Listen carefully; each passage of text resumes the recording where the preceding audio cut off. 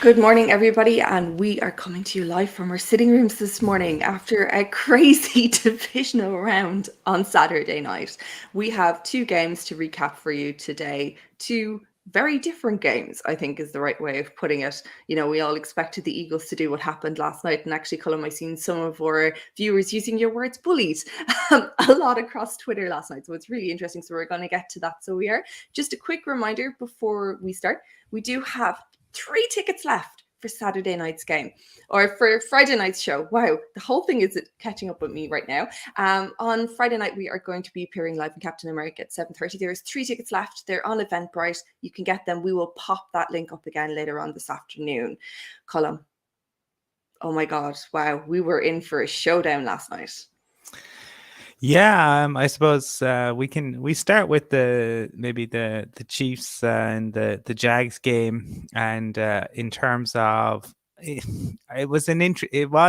turned into an interesting game, and obviously, look, the big talking point on this one was the Patrick Mahomes injury, and what that might mean for next week. It was interesting to me with with his injury, I suppose, what you saw with a lot of the commentary around it, right? Because it came in and Chad Henne did a fantastic job, the 98-yard drive. We saw that, but it wasn't until the end that you began to hear about Andy Reid's genius. I mean, we rightly praise Kyle Shanahan for what Kyle Shanahan has done with Brock Purdy, but this was in the midst of the game, and we've seen Andy Reid do this time and time again. It's just a testament to his system. What I will say is, I thought the Jags defense was really disappointing in terms of their tackling, but also in terms of the game plan for Travis Kelce. Travis Kelce is the best tight end in the league currently, especially as a pass catcher, and his ability to find space. I'm not saying it's easy to cover Travis Kelce, but on that first play, Henny's backed up. They're in their own end zone, and nobody zones in on Travis Kelce. I think what teams should do: take away your opponent's most potent weapon, and if somebody else beats you, well, so be it. That's the way it happens. I mean, it did happen later in terms of the touchdown. They did take away Kelce at that point, but early on in the game, with the Chiefs backed up, I think ultimately maybe the Chiefs probably still would have won, but that to me was disappointing. And the Jags tackling throughout the day. I mean, if you see some of what the Chiefs were able to do in terms of Kelce was averaging 7 yards a catch, and he had 14 catches, and he was still averaging 7 yards. Kadarius Toney was averaging 7 yards a catch. Juju only had 2, and obviously his 2 were went for big catches. But on the ground, Pacheco was averaging almost 8 yards a carry. That's just not sustainable if you are to win football games. So the Jags definitely have some work to do. But I think given where the Jags were this time last year, and given what we have seen, and I thought while Trevor Lawrence didn't have a fantastic game, I didn't think he was overawed in Arrowhead. I was a little disappointed we didn't see more deep balls, because I thought that was something that could have been really useful. Thought they played a lot of diagonals and a lot of short stuff. We saw on the throw to deep ball to Kirk, which Chris Collinsworth called an overthrow. It wasn't. It was just a dropped catch. But there were a couple of moments where they looked like they could expose the Chiefs, but they still are missing some pieces. I think for them it is about continuing to see Trevor Lawrence develop. He obviously took massive steps this year. You want to see that continue, and then on the other side, you need to see their young defenders, I suppose, take a step up. You want to see Trayvon Walker. He's now has his rookie year behind him. What can he do? And you want to see Devin Lloyd continue to develop. But the inability to really make life outside of obviously the injury to Mahomes, but it then it never really felt like Mahomes and the Chiefs were that uncomfortable. I know the scoreline was close. I know the Jags had opportunities, but it always felt, to me at least, that the Chiefs were in control of this game.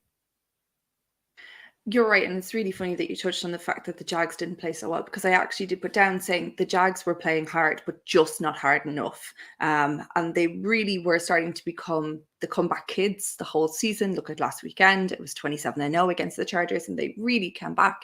And there was a part of me that was saying, right, if they get to a deficit of 20 points, these guys are going to come back, but it didn't happen.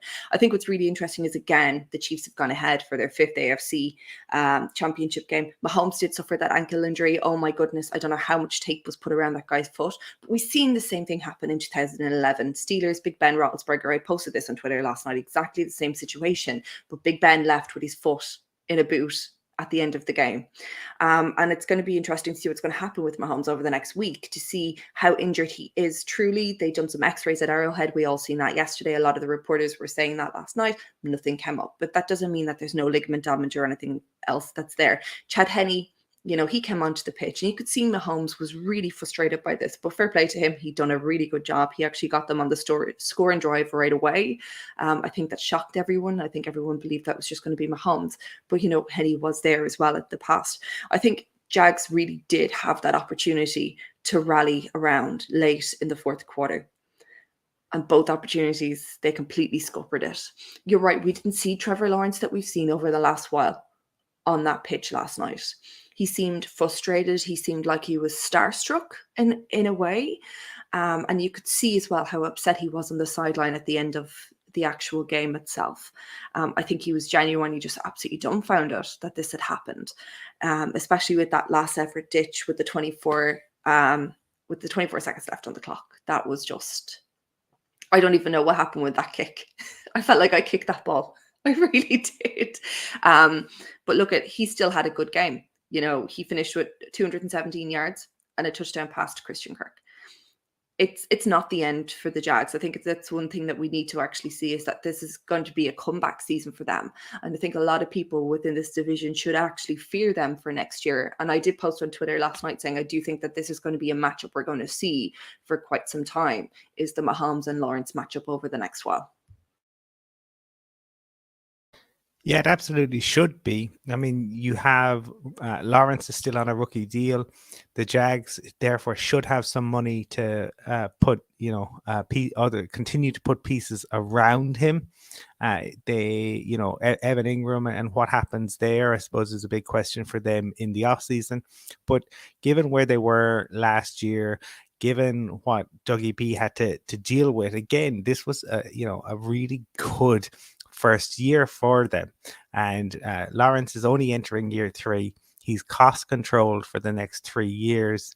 I think what they have in place, if they continue to build around him, there's no reason that they can't be in and around the playoffs. It is about taking the next step now.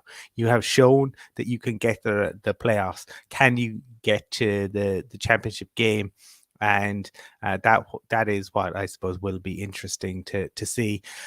We're talking about like the ability to get to a championship game. You are looking at a Chiefs team who are in their 5th straight championship game, and Andy Reid also had made 3 straight championship games with the Eagles. He is a phenomenon.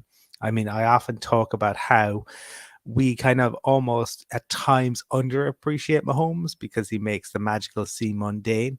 I think that's even more true of Andy Reid, because of Andy Reid's just what he has done. Like, he's never had a losing season in Kansas City. What he was able to do with the Eagles. He is a phenomenal head coach. And as long as he is there, the Chiefs will continue to be a force. I would have them, as long as Andy Reid is around. They're probably favorites for the AFC West every single season. I totally agree with you on that one for sure. I think what's really interesting is we've seen Doug Peterson do this with the Eagles, and I think it's something that we should fear next year. But I do think Andy Reid just has this amazing connection with his players and Mahomes, something that Doug Peterson has learned from him in the past, because we've all seen the picture pop up last night on Twitter because everyone was sharing it of Dougie P and Chiefs And HC. Andy Andy Reid. Reid. See, my brain is broken. I'm still asleep. Andy Reid on the sideline in Packers gear. So it does happen. And I think that's one thing that you can see as well. Really good head coaches have learned from really good head coaches. And I think that's really interesting when you see them on the sideline. Last night, they did actually meet halfway through after the first quarter and actually had a conversation, acknowledged each other. And I thought it was just a really nice testament because normally these guys just don't like each other. So I do think it was really, really good. But talking about Dougie P, let's move on to last night's game.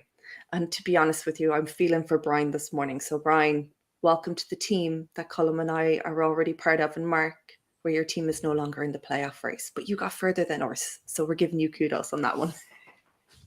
Colum, what was your thoughts on last night? Because you know what? I questioned Jalen Hurts going into this game. He was still injured. You know, he was still suffering a small bit. You could see it last week. Wow. Eagles just done what Eagles do. They fly. Yeah, I mean, I think some people kind of overreacted to the Eagles having a couple of losses towards the back end of the season in what were relatively meaningless games. I mean, look, there'll be tougher tests, and next week in the championship game, whoever they end up facing, it'll be interesting to see. I mean, Hertz had told Pam Oliver that his shoulder was nowhere near 100%, but then he goes out and he's slinging the ball around. And I mean, for the Giants, this was a really bad matchup.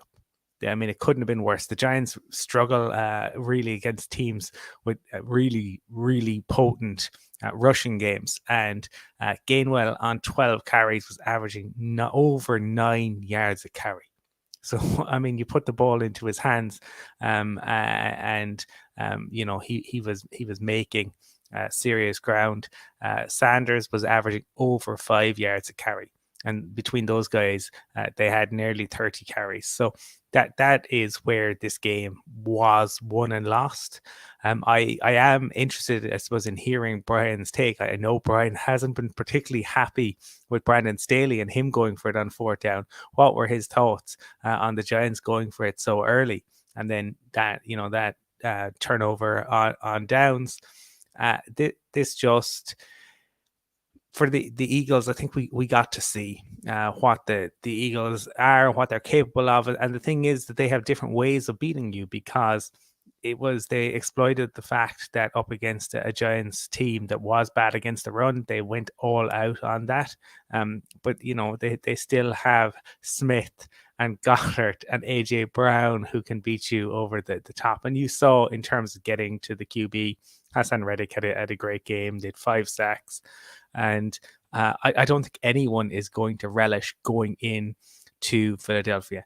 I think also the fact that you saw with Sirianni, and I know there'll be plenty of people out there who won't like him, won't like his attitude, but he is absolutely perfect for Philly. He kind of is the embodiment of the way in which that city is. And he was, if people haven't seen the post match kind of comments where he's sticking up for his defensive coordinator, it is worth the watch. I get it. I get him sticking up for his coordinator. Now, I will say that the Cowboys put a lot of points on them just a few weeks back, so the conference game will be the true test. But this Eagles team is built on both sides of the ball.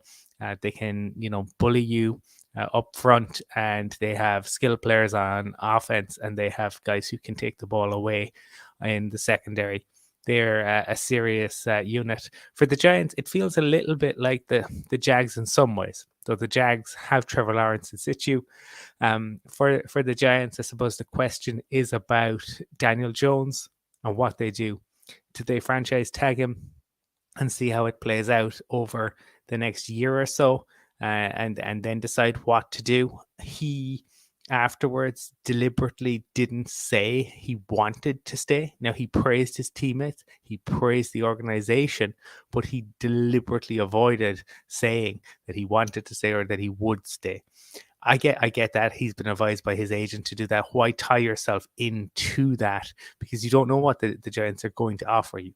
And if all of a sudden somebody steps forward and says, hey, we'll give you 40 million a year, the Giants aren't going to give you that. NFL careers are short. You got to see what your options are. The Giants also have a number of players who are going to be hitting free agency, so I am interested to see how Joe Shane will retool that roster. But I think Brian Dable showed that he can kind of squeeze every ounce of talent and every ounce of effort from his roster. I think this was just a bridge too far ultimately, and they ran into a team in the Eagles who, they're the example to everybody. I think this is a team who retooled, regrouped, after what happened when things fell apart under Wentz and Doug Peterson. They made some really tough decisions. They made some bold decisions. And as a result, they are back in the conference game. I think it's really interesting that you actually touched on Alan, because I actually thought exactly the same last night. But I was going, this is a guy who's just not certain if he's going to come back next year. Rather than the way you're saying it, that, should they franchise tag him? And this is probably what his agent is saying to him. I just felt that he just wasn't going to come back next year, just by how he praised everyone, how he thought about everything, and just his words that he was using himself. I think what's really interesting is that, the Eagles, the Giants are their number one priority this season now will be during the off season is going to be actually working on that gap that's between the Eagles. They've seen how good the Eagles play. They see where their inefficiencies are against the Eagles. And I think that's one thing they're going to be looking at for sure. I think it's stellar, the Eagles offense. It was just star-studded last night, and it just allowed them to rush 44 times. What a game. I know it was very one-sided, but you're just seeing talent at every stage of the game last night. And I think it's a testament, you're right, to Nick Sirianni, who everyone may not like, as you noted, but you know what? He does it. He gets the job done. The team like him. And the team has been built perfectly to suit his plays, his agenda, but you can also see it with the coaching staff as well. It's exactly the same across the board. And I think, the Eagles have continued with their sacks. They sacked Daniel Jones last night 5 times. That is just crazy. And actually, I read a stat this morning that Philadelphia's 75 total sacks this season, and counting, because obviously they're not towards the end of the year, makes them the 3rd most in NFL season history. And that includes playoffs. And only the Bears done it in 1984 with 82. And in 1985, they had 80, which means that was well before I was born, which is very, very interesting. When you're looking at it that way, I do think the Eagles defense is just, wow. We've seen their plays during the season. We've seen how they bullied the offense of every other team.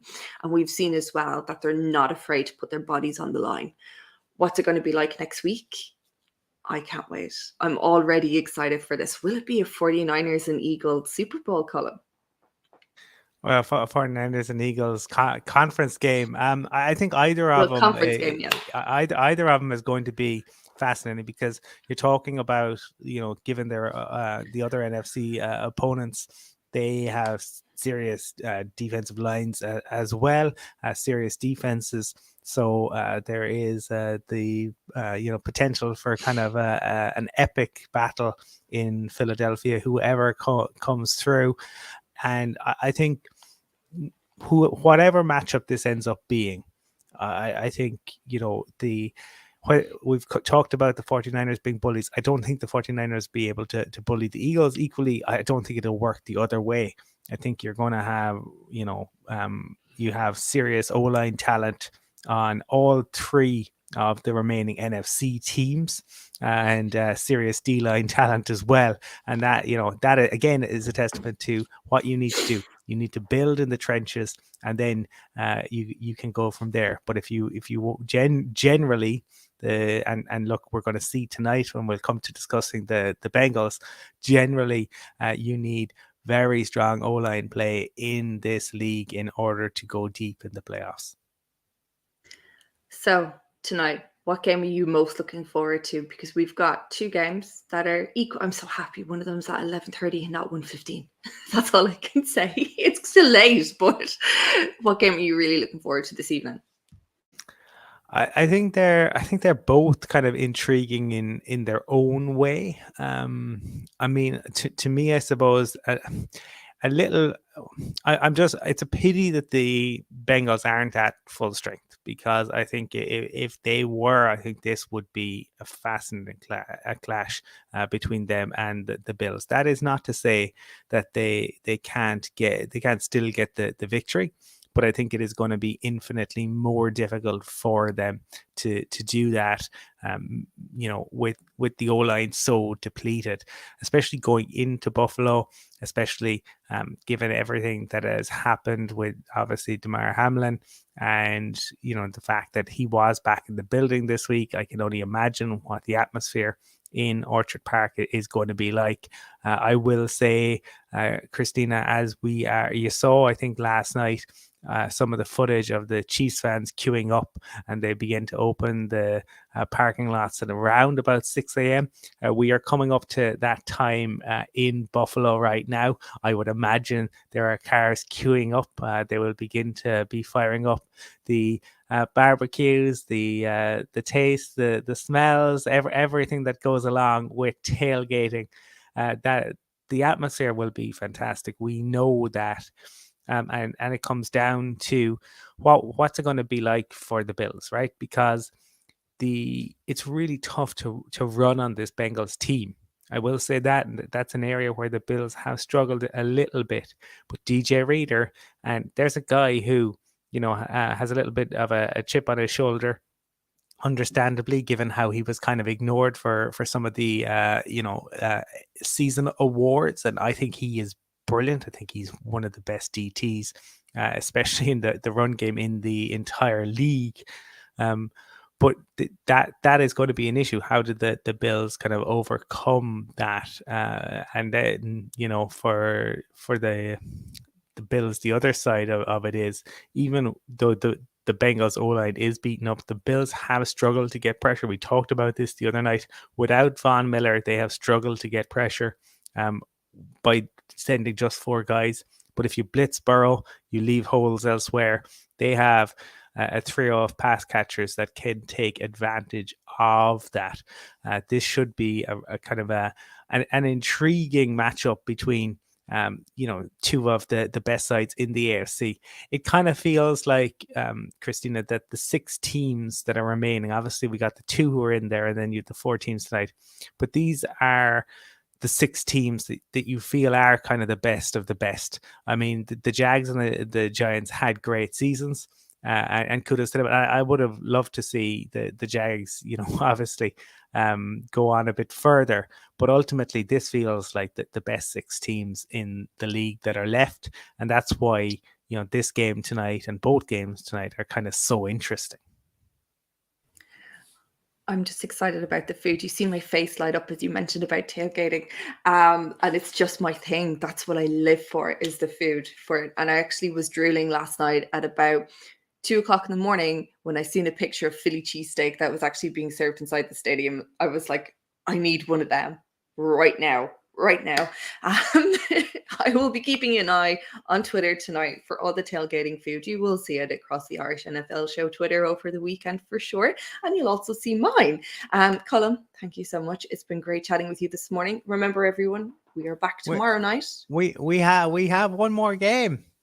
We have the Cowboys and the 49ers. Oh, I didn't realize you were going to actually dissect that one too. I think one has to give a little bit of coverage to that game, because it's I suppose, like, the interesting thing is, because everything I've seen, and I get it, and I feel the same. I feel the 49ers are favorites, but I do feel a little bit like we are kind of completely writing off the Cowboys. And I wonder, in those terms, are we all being a little bit hasty? Because while they might not be as explosive. I definitely on offense, I would say they're not as explosive as the 49ers. I just think, that team, with some of the guys on that team, with everyone writing them off, with nobody saying they really have a chance, and I'm not saying they don't have a chance, but I picked the 49ers. That's an awful lot of what we constantly refer to as bulletin board material for the Cowboys, but they are going to have to do it for 60 minutes. We saw Seattle do it for 30 minutes last week. But this is a 49ers team that just has so many players, so much ability. But they are going up against a group who are like, that D-line is nasty, and they will get after Brock Purdy. They will make life difficult, and it is probably going to be his most uncomfortable game in the league. But when you have Kyle Shanahan there, that's a pretty nice safety blanket to have for anybody. And I like you, I too am glad that game isn't on so late, because I think that one, especially I suppose given the era I grew up watching this sport, it was that those were the 49ers, the Cowboys, Joe Montana, and the infamous, and we had the author of Boys Will Be Boys on the show, but those Cowboys teams of the early 90s were infamous for what they got up to, but also their ability on the field. And that's why I think this game intrigues so much. Both of these sides essentially went into a lull kind of from the mid 90s for the best part of 20 odd years. But all of a sudden they're back and all the history is there. So yeah, that is certainly one I am looking forward to as well, Christina. Do you think Dak can bring it home tonight, or at least chalk up a decent matchup against the 49ers? That is the question. I think for, like, we have seen the Cowboys offense be explosive at times. But this 49ers defense is serious. Dak needs to, and last week he played a really good game coming off a regular season, at the end of the regular season, where he struggled. Is Dak capable of it? He is, but Dak has to have one of his best games tonight in order to do that. But the 49ers need their crowd to really be up for it, and up for it for the whole game. They only came alive in the second half last week. That can't be the case this time around. I imagine you'll see a decent contingent of Dallas fans traveling for it. So again, that should make for a pretty decent atmosphere. I believe Dak is capable of it, but like, everything has to kind of go right for the 49ers. And then you need the bounce of a ball. You need a little bit of luck for it to go your way as well. I feel like you're already calling some pieces that's going to happen tonight, but I don't think we're going to see a ball bounce too much. I hope not, anyways. Colum, it's been great to have you this morning. It's been great to have my brain completely asleep while we're talking this morning. I need to go and get more coffee for sure. We will be back tomorrow at 9:00 tomorrow night. And we will post up the time and everything to dissect tonight's games, and also have the overall teams roundup of what happened last night, because we are missing Brian. So Brian, wherever you are, our thoughts and condolences are with you at this time, and we will see you all tomorrow. Get your questions ready for Brian. Thanks, Colum. Bye.